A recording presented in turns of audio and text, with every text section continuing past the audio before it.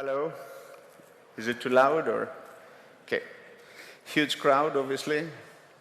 There's another talk about prefabs, and it's probably, quite kind of interesting for a lot of people. But all right. So, hi.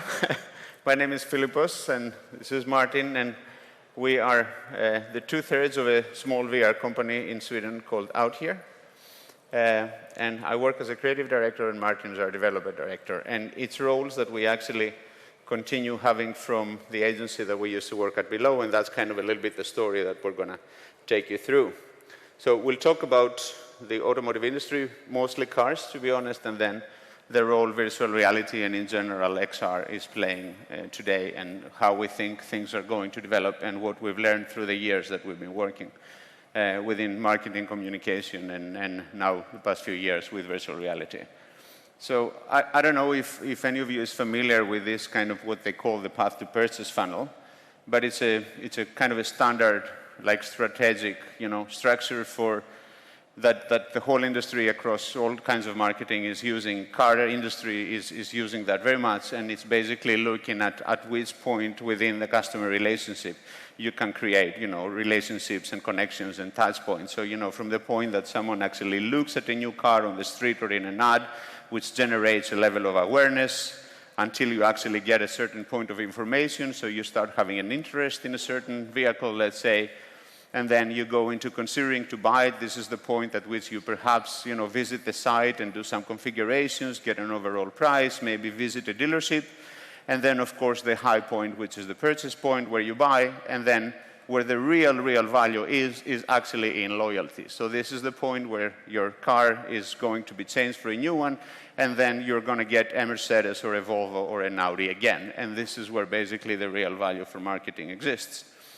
And now what we're looking at is the whole strategic marketing across digital with cars is quite mature, right? That we've had years to develop it, and we have strategies and all kinds of methodology to actually talk to customers and generate interest and increase sales and everything. So how do we use XR to create similar relationships? How can we make people actually love our products in kind of a similar manner? So we now have an agency called OutHere, which is focusing mostly on VR and AR. But we're taking a lot of the learnings and a lot of the strategic points we have from before, and then we're kind of trying to apply them into the XR logic. So again, we worked at a big agency. I had the role of the executive creative director in one of the world's biggest digital agencies, and we worked with global brands across the whole board. And we mostly worked with Volvo. So together with Martin, we've been designing and developing and organizing and strategizing the websites for Volvo cars for over 10 years, from the beginning of the web until actually the current iteration that you see. And we've worked with the site itself. We worked with the customer portals. We've worked with how to create content, what kind to create, of course, from a visual standpoint, from a communication standpoint. And of course, we've worked together with advertising agencies to create like the big campaigns, the big communication, the future vision of the brand and everything like that. So then, we kind of left that equation to create OutHere. And then again, kind of like I've been saying, we've been operating within like what we call the digital ecosystem. And what that actually means, I'm going to take a few steps back and start from the beginning. So, when the World Wide Web kind of appeared, in the beginning it was kind of a gimmick, right? So the first thing companies said was, we need a site. We just need to have a presence. So basically they just put some information online, and people were kind of visiting a site. It was kind of a gimmick in the beginning. And then, the flash technology came. Things started to animate a little bit. People and companies started investing a little bit more time, a little bit more money into it, until it actually started becoming a real tool. And it's the point at which we are today, where the web is, and the whole digital ecosystems are basically the whole communication from a brand and its products towards its customers. So we talk to the customers themselves, we showcase the product, we now have sales online. Certain industries like clothes, for example, fashion, is now selling more clothes online than they do in stores. And then, of course, it's also used for internal communication. So it's now a very, very mature ecosystem, the digital ecosystem, when it comes to how we market and communicate internally and externally with customers. And then on top of that, the mobile comes. And then it increases that kind of relationship and the possibilities we have within it, and it enhances that. Now we are visiting and looking at new products, and I mean, there's a new car you see on the street now, the path to purchase funnel that I showed before. We can access it from the web, we can access it from mobile at any point, and we can talk to the company, our car breaks down, we can use the mobile to talk to someone that can help us to fix it, who are we going to take it, where are we going to have an appointment. The whole relationship, every touch point, all of the things that we do is kind of serviced throughout this whole ecosystem. And then when you look at the brand's average ecosystem, I mean, we have the digital on the side that I've been talking about, but this is kind of all brands operate within that ecosystem structure.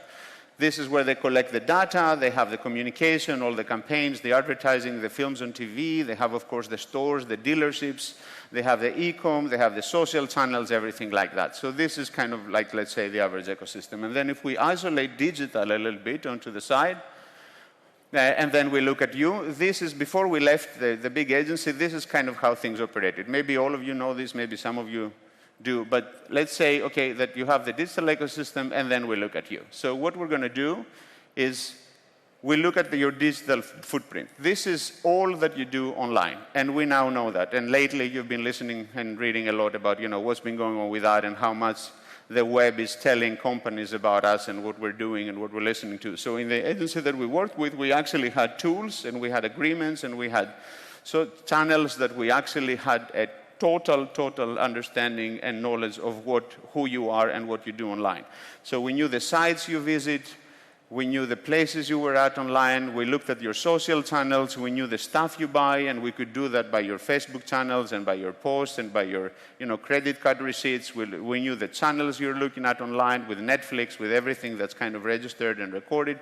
We also even knew the magazines you buy, right? So we had your digital ecosystem. So the way that we actually designed the site is that, let's say that we build the volvocars.com, so we're going to design a website for you, like this is the new one. So when you actually visit the site we've designed, what we did is within seconds, and I'm talking really milliseconds, we went and read all of your digital footprint. So we looked at all your social channels, your Pinterest boards, your Facebook accounts, the sites you visited, everything like that. And we got a lot of really valuable information from that.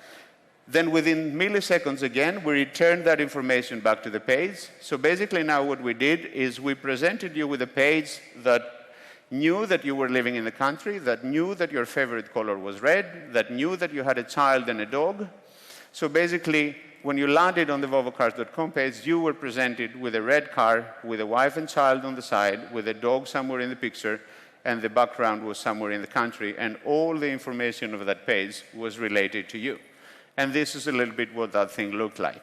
So we had hundreds or tens of iterations of that same page, of that same information, that you never knew that, but it actually was presented specifically to you, at least on a level that would generate interest.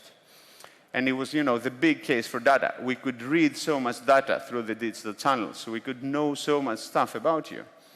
But now, and all of that relates again back to that path to purchase funnel. So if you look at the average ecosystem again, and now we have XR, mixed reality experiences. We have VR and AR. And the way that we're still treating that today, about 4 or 5 years after, XR kind of appeared and it's the new tool, let's argue, it's still a little bit off. It still stands a little bit outside of the whole ecosystem. It's the off experiences. All car brands and all automotive industry is using XR, and I'm talking mostly about communication now, not tools for, safety issues and other kinds of stuff that we're using it for. I'm still talking about marketing and communication. It's still a little bit of a thing that stands on the outside of the ecosystem. But what we're arguing with is that, there is a brand platform. All car brands and all brands in general have their brand platform. This is kind of the values. For Volvo, as an example, is the designed around you story and the Scandinavian luxury and the Scandinavian design and all of the stuff and all of the colors that they have. And then every creative idea that's generated for every new product, for every new car, for every new season, kind of revolves always around that brand platform. And then you have the creative execution ecosystem, which is all the ads and the TVs and the new channels and the new sites. And then somewhere around there, there's a VR experience somewhere. There's a little thing that you get on your cardboard or your Oculus Go, or maybe you go to an event and we have kind of an experience there. But the real value is if you actually bring XR into the communication ecosystem, into the brand ecosystem, because then you can actually do really valuable stuff. And I'll explain a little bit how we do that and how we work with that and how we do it. But before we go there, this is very much for us about the need for a theoretical framework. And what I need about that is that we're still at a point, like we were with the web in the beginning and with mobile in the beginning, that we basically don't have a framework. We don't have a rule book yet. We just, every agency, every creative, every brand, based on budget and circumstance and everything like that, kind of builds and creates something of their own. Every time different. But if we did have rules, if we did know how to design this, I mean, think of cinema, for example, right? It has 100 years history where people know exactly how to shoot a movie. The way you position a camera, the way you edit the film, the way you play the music, actually, you know from before how an audience is going to react to these things. But we don't have these things about VR yet. We just basically always freebase and kind of hope and work that, you know, this is going to play out well. So if we did have a framework, then what we would get is, first of all, we would know how to design better experiences.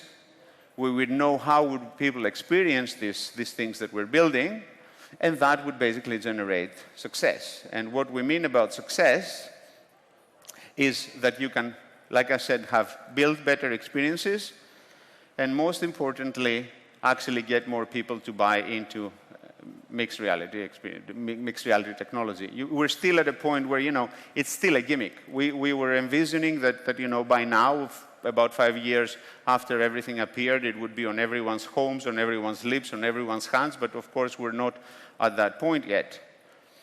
And this is very important for XR to become a part of the everyday language of our lives. This is the point at which we're all trying to get. Well, the way that we have mobile today and the way that we have digital touchpoints today, this is where we kind of want XR to happen.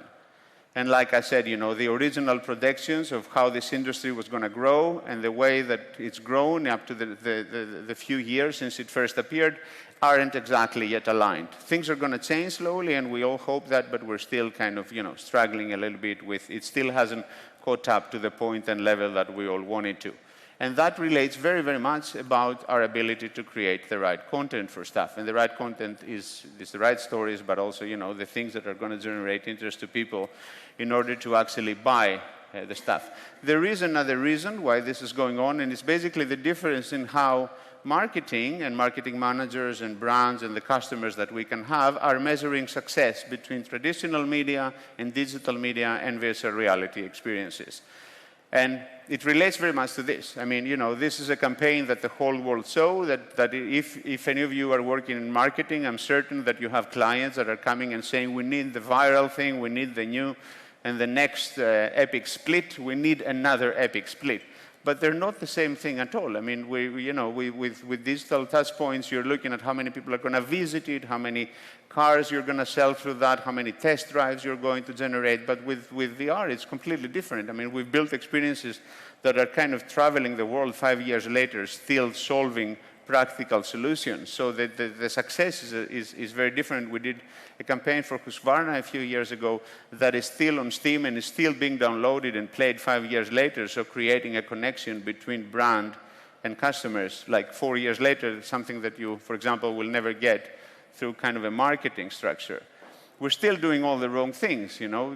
We found out very early that no one cares about movies, and what I'm talking about, I mean, there was such a huge investment in the first couple of years of brands going in and doing all these kind of weird VR things like movies and driving down courses and everything, and we saw how nobody was interested, they were immensely expensive, nobody really cared, nobody wanted to try them a second time, they made people nauseous. It basically, and it was the same with the web, because I was there at the very beginning and we invested so much money into doing these flash animations and extraordinary things that basically people visited for a minute or two and then kind of nobody cared after a little while. So again, it was, you know, kind of a gimmick. Right? So how are we going to do that? How are we going to bring XR into the ecosystem of marketing experiences? So as an example, okay, let's actually look at some work. This is what we did like a while ago where we were asked by Volvo, and this was the very first thing that we did, how to show and sell a car that basically didn't exist yet. They had the new line of cars, that was the XC90, so from all the new line of cars they have, this was the first one, the flagship. when Thomas Ingelath got the job to be the new designer. They were redesigned completely, the whole brand and the cars and everything. But they hadn't built it yet. They didn't even have something to show. But they still wanted to run a campaign about it coming. And what we did have was actually we had the interior. The exterior wasn't finished yet and couldn't be seen. So then, as part of the whole campaign that we did, and I'm going to tell you a little bit into what we did there, we also got approval to do something with VR. And then we tried to experiment a little bit around that, and Martin is going to take you through some of the technical details of what we did. So on top of that, their CEO had the great idea that they would produce 1,927 special edition XC90s that would cost 100,000 euros each. They would not be customizable, they would be numbered, and they wanted to sell them online. And very few car brands have actually managed to sell cars online. Volvo had never done it, and they wanted to sell 1,927 cars only through the online channel that we would build. And then on top of that, when it came to VR, nobody really knew what it was, and nobody really knew what we did. So we found ourselves in a position where every marketing manager that was coming into this relationship was asking stuff from us. You know, Zlatan Ibrahimovic was the ambassador of the brand, and they wanted to have him in VR. They wanted to build him in 3D. They wanted to have him come into the car, drive it together with you, race other, things on top. These are actually things, someone actually told us that what if you could actually drive the new Volvo XC90 to the moon with Zlatan Ibrahimovic in the car, which of course was kind of a hard thing to do and kind of a pointless thing to do. And what we ended up doing was this. And I think maybe we can tell a little bit about how we structured it. So this is basically built on top of the Oculus DK2. So this was 4 or 5 years ago. And this experience actually evolved during the lifetime. We got 6 degrees of freedom. We got a really cool thing because in China it's really the air pollution is really bad, so they put in a really new air filtering system, and we had this air flowing, and the users actually afterwards said, like, I could feel the air touching my skin, but it didn't really. We had no air at all. And we tried to keep this experience to the hardware limitations. So it was, you sat down, you were calm, everything was nice, and you just saw the new car built around you. The environment changed, and you saw it in a Swedish landscape. Yeah, and basically, the relation between this and what we were saying before is that Volvo's brand platform is designed around you. So we got rid of all the madness that everybody was asking for, and we just sat you down in a new XC90 chair that was a whole redesigned, luxury, super, comfortable experience. We sat you down in that chair, and we built the whole car around you, screw by screw, piece by piece, material by material, because everything within what you see here was the new story. New wood, new metals, new designs, new ergonomics, new everything, all under the story of designed around you, and also moving within Scandinavia luxury, and they really wanted to bring the Swedish kind of, ecosystem into the story, and the Swedish air, like Martin said. So then we got away from the room, and we put you on the island of Gotland in Sweden, where you just kind of had this kind of very Scandinavian tranquil experience. And we also took it a little bit further, and then, created this whole environment for the VR experience that I'm going to take you a bit more in detail a little later on. And then we ran this to the Geneva Motor Show, which of course was an insane success, and it won Best in Show when we had kind of a week of a constant flow of people coming in with an average of 2 hours queues just to see that experience that you saw before. Now a little bit about how the whole campaign worked. So this is a small part of the whole ecosystem of the whole campaign, which we basically built a whole site for the new car. We created a whole communication campaign. We built a site that we could sell the cars online. And we were actually given 2 months by Volvo to sell the 1,927 car. We sold the last of the cars in 27 hours. And this was a 1 million kroner, $100,000 car that you could only buy online. The amount, of course, of generated interest online and on social and everything was kind of mad. And the whole campaign kind of worked. And the reason why this is a good story in our talk now is because the VR played a part within the whole ecosystem of the communication and the story of the new face of Volvo. It wasn't just the VR in itself. Now, this experience also taught us very well about how to design spaces for trade shows. And one of the things we found out very quickly was that, this wasn't only a very difficult thing for people to do because none of us had used those things before, it was also a dangerous thing. We actually had a lot of people like fall over, trip over cables, fall over stuff, and of course this is something that was absolutely not okay for it to happen at the Geneva Motor Show. So what we did is we actually collaborated with a company. We built this Scandinavian luxury space. Can I go back again? So, we used Scandinavian wood, Scandinavian artisans. We created everything in the right way. Like Martin said before, we had specially made air conditions within that. We also hired concierges that were cleaning the headsets and were making sure everything is exactly as the brand intends you to experience the new flagship car. And we also saw problems with people feeling a little bit uncertain or unsafe in VR. So we created this space with guards on the sides and a space to put your stuff so people could experience this car in total tranquility on their own and just sit there and relax for a few minutes. Yeah. I'm not saying it in the sense that we're cool. We were a little bit with that, but our agency, the same agency, kind of did another campaign for Nissan from the Paris office, and they invested about 10 times the amount of money we did, and they also had this thing that you got on, and it was kind of a rotating corridor that you could move and run around, so they had this huge investment, huge stunt, huge everything, and not a single person managed to finish their experience. Everybody got nauseous, everybody got out. We had the exact opposite effect just by taking care of that stuff and making sure that our brand story was relating to that. Now, another thing we've really learned how to work with is how do we design. A lot of the stuff that we do are for global audiences, which basically means that we deal with hugely diverse demographics in terms of culture and age. So how do you design something for a 21-year-old that's super, familiar with VR and with technology, and the same kind of experience will have to operate on the same level and principle with a 65-year-old Japanese woman? They're very, very different people, so how do we ensure that they have the same level of comfort and experience within that?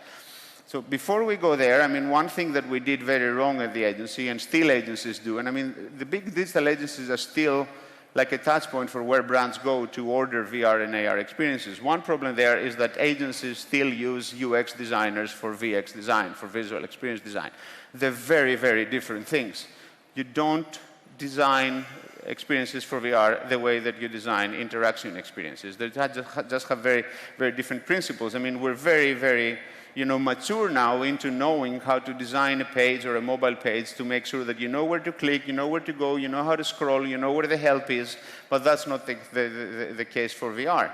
So in this case, we kind of wanted to do things differently. Yeah, so the story behind this little butterfly, as you see here, was that we had a problem with people being very static in VR. I think you've all seen it. People sit still, look straight forward, and you have to tell them to look around. So we introduced a little butterfly, flying in, sitting on the steering wheel, and then flying out of the window on the other side. And people could not resist to follow that little butterfly with their eyes, and then started to see the whole space around them.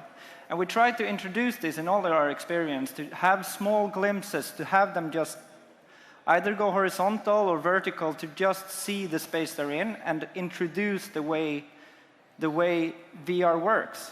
Because not everyone has tried. We have a very high percentage of new VR users in our experiences, so it's very important to do stuff like this. Again, we're coming from this kind of marketing and digital background, so we're trying to understand how do we take some of the learnings we have and apply it here. Because we know very well how to design, interactive storytelling and interactive structures. How do we do that in this kind of immersive experiences? So we do this other thing. We kind of always play act our experiences. We envision imaginary characters. We kind of always have this Miss Kumiko, which is kind of this 55-year-old businesswoman in Japan. So how is she going to relate to that experience? And then, of course, we have the hackers and the young and the old and the male and the female. So how do we work for them? So, when we do an experience, this is the background of something we built for Volvo cars, that they have a studio store in Tokyo, and basically you can go in and experience the exterior and interiors of Volvo cars and configure them and do everything else with that. But we've really, really paid attention to how this is going to work out. So we know that it's very difficult for people to sit on a chair when they're standing still or standing straight and then just kind of configuring the exterior of the car and then they want to go inside of the car. We know that almost nobody can really get that right. So then we know we need a person there to just go and help them, sit down. And we do that by just kind of play acting that and ensuring that, Ms. Kumiko and all the rest of our audience isn't really going to have a bad experience. Yeah, we have quite a nice side story to these chairs you see here. We wanted to be able to sit down in the car. We wanted to be able to open the door, sit down, and feel the car. So our first thought was, let's put in car chairs. Let's put car chairs, the real chair, inside the Volvo studios. The designer said, no, we're not going to have any car chairs in this super hip design place. So we took these design chairs, and our idea was that they're not going to work the same. It's not going to feel like in the car. But actually having a padded chair in the same height, you buy it immediately, even though it isn't the same chair. So it actually made it better, because when you see these chairs, you have no idea what's happening. You feel like it's a part of the interior. It's just a nice cafe group or whatever. But if it was a car chair, you would know exactly what would happen before. But now it's a little surprise, which gives the experience so much more. Yeah, because in the beginning, you don't actually know that you can actually go inside of the car. And then, that's kind of our way for keeping Ms. Kumiko and everyone else happy. So another thing is like how do you design the space? The spaces at which the experiences are taking place. Like what is the space inside like? And one thing we've noticed in many experiences, in speaking mostly about VR now, is that people will build an environment in VR that is exactly the same environment as you would have in any kind of standard dealership on the outskirts of every town, right? So the same kind of interior, the same panels, the same material, the same everything. But what's the point of that? Where's the magic in that? What kind of story is this? I mean, you might as well just go do the real thing, right? So what we do is we actually think a little bit differently and say, okay, we start with scale.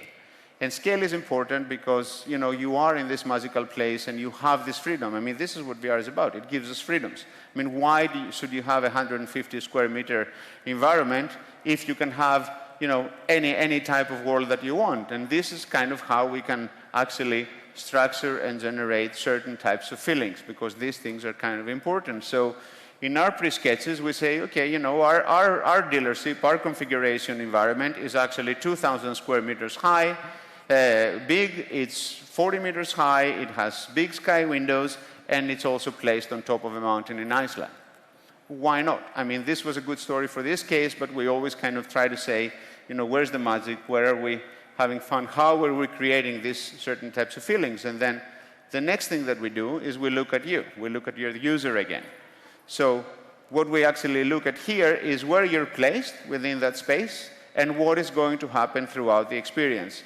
So, for example, in our configurator, in this particular story, we know that you're moving a little bit around because you want to go close to the car, you want to paint it, you want to do certain stuff to configure it. But then there's all other things, and we kind of happening around you, and we kind of don't really want you to go too far because you're either going to hit a wall or trip over a cable or do something like that. So we play act and make sure that we know exactly how things are going to play out. And then, we find relevant solutions based on these kind of maps that we do. So when you've actually finished with the actual configuration of the exterior of the car, then we can bring stuff around you, so then you know that this is going to work. Because in other experiences that we've seen, people are going to have that panel a little bit further down in the interior, like it would be in the real world, and then you're going to have to walk there in VR, which is always a very, very bad idea to have people move around too much. So in our case, you can do so much within this experience. You can build the car, design the car, paint the car, configure the car, go inside the car, but the actual space with which you move throughout the whole story is approximately 1.5 to 2 meters in total. So you never even use the whole Vive space that we have available, right? Yeah, and try to keep everything as simple as possible when you build this kind of stuff. And if you can do everything with one button, that is the ultimate. You don't have to bring in other buttons just for something. Just try to keep it simple. We try to keep away from locomotion as much as possible. If we can bring stuff to the user, then it's the ultimate scenario. And then, so like we said before, space design helps us generate feeling, and then it also helps us tell a better story. And if we get these things right, then we've designed kind of a good experience, at least for now. Space is also important from another perspective. Like I talked about, why are you designing the same dealership that you have on the outskirts of every town? This is the prefabs, better than, yeah. So, we actually work with architects. We take the real principles. We're designing a space, so why not go all out? So in this particular case, which again is fitting for the brand, we looked at the material, the colors, the story, and everything. We looked at work from Sana architects in Japan and other kind of, the Niemeyer TWA airport, because this was kind of a fitting story to what we wanted to do. And then based on these mood boards and some workshops we had with some architect friends, we actually managed to create something very similar to what we intended from the beginning. So it was kind of a magical space. And again, the real story here is that we start and end in a very controlled space. So then, it's safe, it's comfortable, it's on brand, and it's pleasant. And this is kind of the view from having that huge environment on top of a mountain in Iceland, like I spoke about. Now, another thing, of course, for those of you that work within these things is familiar with is how do you achieve a certain level of photorealism? How do you make sure that the visuals are on top? Yeah, so we built this around the Volvo brand motto, like built or made by you. So we really wanted the user to be part of the whole design phase. So we let the user draw their car, and then we overlay his drawings with the real car. And we worked a lot with special shaders and stuff to make the car look as good as possible, and having Volvo people back and forth checking color samples to make everything perfect. We want this to be as real as possible. We also worked a little bit with scale to make, this is also back again to this, making it simple, getting everything in your space. We had in the first iteration of this configuration, we have all the wheels in full size in wheel racks, which became a mess quite fast, I can tell you. They bumped into each other, they couldn't really get them over their head. So we made these really small miniature wheels that grew when you moved to the car, which gave us a really nice feeling going back and forth. Also, the other way was like, how can we walk and see the front of the car, the back of the car, the other side of the car? So we introduced this little turning hologram to be able to see the car from every direction without having to walk outside of your area. Which is basically, again, like we said, the whole experience can happen with you just moving within a meter and a half from where you actually start. And then another story, of course, is, how do you work with the visuals of the interior, since we can now actually go inside of the car and have a look at that. Yeah, and the thing with the interior is when you go to a car dealership, what in the interior is look and feel. You don't go touch the outside of the car. Maybe you do, you just feel the nice smoothness. But in the interior, you want to touch everything. You want to feel the leather. You want to feel the perforation on stuff. With VR, we don't have that thing. We can, it's look and feel, but we can only give the look. So here is a little limitation. And that is also why we choose to not do a full configuration interior, because it wouldn't live up to the real thing. So we showcase the audio system. So we have an audio-visual experience inside the car instead of focusing on the interior. But we still get the nice feeling of sitting inside of a Volvo car. Yeah. Cool. So moving on a little bit, that's always a big deal for us. And with automotive and VR, how do you deal with motion sickness? It's still a big problem. A lot of people are getting sick, and a lot of people are having a real hard time with being in an experience that the car is actually moving. We found solutions around that. Yeah, so this is an experience we built for Volvo buses. And they have a system called the VDS, which is basically what Volvo Trucks made a commercial with Van Damme.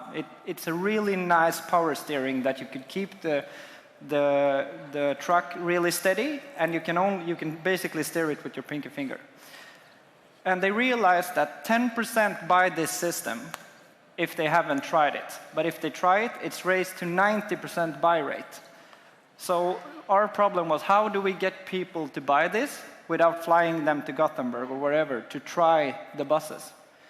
So we made this. We had a system where we needed to drive.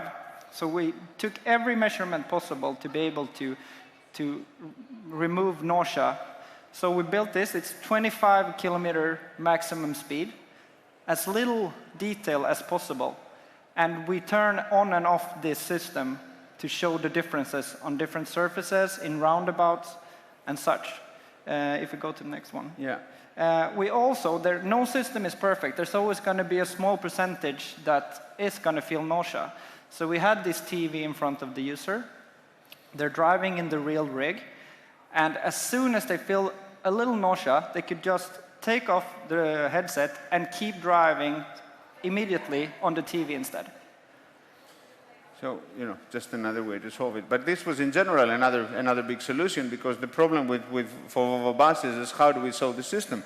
I mean, they would have to fly all the people into a specially drive stage and then just have them drive the bus. But with this contraption that we created, or basically creating this stand where you could really just have the simulation of driving the car, I mean, they're still traveling that around the world, showcasing the new system. And like Martin said, if you try it, they actually have a 90% rate. Yeah, and they actually saw that the buy rate was almost as high when you tried it virtually as when you have tried it in real life. Yeah, and this is just some scenes of when we were building this together with Volvo, of how we set the prototype. So I'll move on because we're running a little bit out of time. So there's a whole story about, the future in store, and basically what we're looking at is that we think one of the big successes of VR with the Automotive will actually be within the whole dealership idea. How our relationship with dealerships evolve. How do we get people to look at the new cars, to try them on, and to actually buy them, and then build that kind of relationship. So this is kind of a mock-up of an ecosystem. So what we're saying here is kind of that, if eventually when you have VR at home, when we all have VR at home, so we visit, the Steam store and the Oculus store on an almost daily basis, or how often we do it, then brands could actually put their products within the store. So every new car could actually exist within that. You download it at home, you can view it and configure it without the need to go to a dealership or a trade show. And then if we connect this ecosystem together with the digital ecosystem, so the same information you have on the Oculus store and the configuration you do there can actually also connect to the website experience or the mobile experience that you have, then you actually have created a singular journey, a singular ecosystem that is kind of connected all across. And of course, there's still immense value in the stuff that we can do in the trade shows. But we think this is kind of something that we're exploring right now with certain car brands, and certainly Volvo is really looking into that. And again, it's kind of a proof point to say how we're gonna bring XR into the whole ecosystem of the brand platform. And the point again being that XR becomes the everyday language, part of the everyday language of our lives. I think that's it. Thank you. Thanks.